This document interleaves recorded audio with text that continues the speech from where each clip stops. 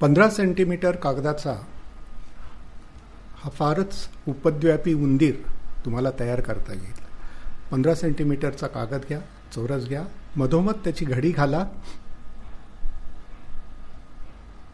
2 बाजू मिळतील. डावी बाजू वर उचलून उंदराचा कान तयार होईल. हुबेहू उजव्या बाजूला पण तशीच घडी घाला. उंदराचे कान तयार झाले दोन्हीकडचे.